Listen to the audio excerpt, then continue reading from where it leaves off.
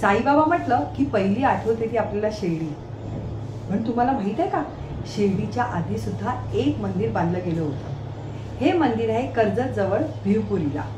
भिवपुरी हे स्टेशन आहे, अगदी रोडच्या बाजूलाच हे मंदिर बांधलं गेलं आहे। हे मंदिर अतिशय सुंदर आणि खूप प्रसन्न आहे। चला तर जाणून घेऊया या मंदिराच्या इतिहासाबाबत। केशवराव रामचंद्र प्रधान हे साईबाबांचे निस्सीम भक्त होते। ते वारंवार शिर्डी येथे बाबांच्या दर्शनाला जात असत। केशवरावांचे मन बाबांच्या दर्शनासाठी व्याकुळ होत असे। केशवरावांच्या मनी खूप इच्छा असायची की साईबाबांनी त्यांच्या घरी अतिथी म्हणून यावे। त्यासाठी ते बाबांना वारंवार विनवणी करत असत। त्यांची आपल्यावरील भक्ती आणि श्रद्धा बघून साईबाबांनी आपल्याजवळील स्वमूर्तीची तसबीर केशवरावांना भेट म्हणून दिली। याची पूजा अर्चा करत राहावी आणि परत शिर्डीत येऊ नये असेही सांगितले।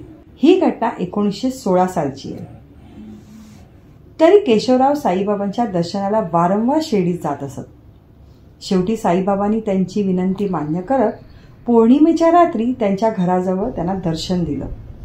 त्याच जागेवर केशवरावांनी तुळशी वृंदावन बांधलंय। हेच ते तुळशी वृंदावन आजही ह्याच जागेवर आहे, अगदी मंदिराला लागून।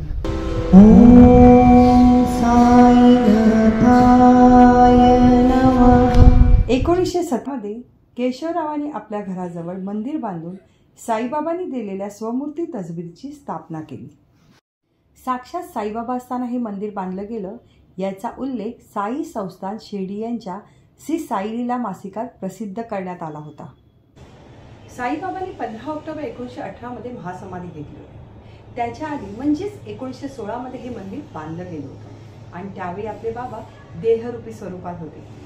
केशवरावांना बाबांनी जी स्वमूर्ती तसबीर दिली आहे ना, तिचं तेज आजही कायम स्वरूपात आहे आणि आपण तिथे गेल्यावर आपल्याला नक्कीच बाबांचं अस्तित्व जाणवतं।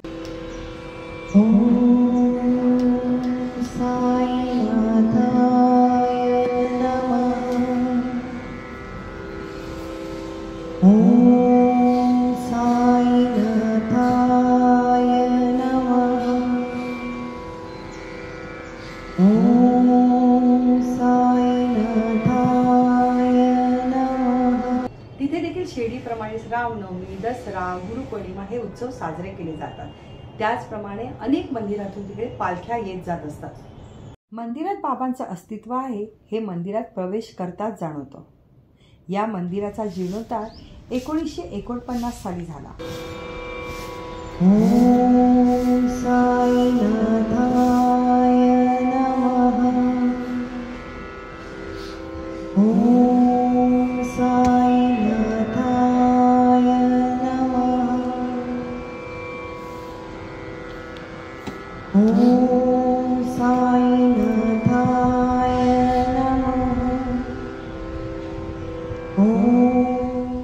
शिर्डीप्रमाणेच या मंदिरात अखंड धुनी आहे। रामनवमीच्या शुभमुहूर्तावर 1949 रोजी श्री साईचरित्र लिहिणारे अण्णाभाऊ दाभोलकर यांचे नातू वालावलकर उर्फ देवबाबा यांच्या हस्ते ही धुनी प्रज्वलित करण्यात आली होती। ती आजतागत चालू आहे।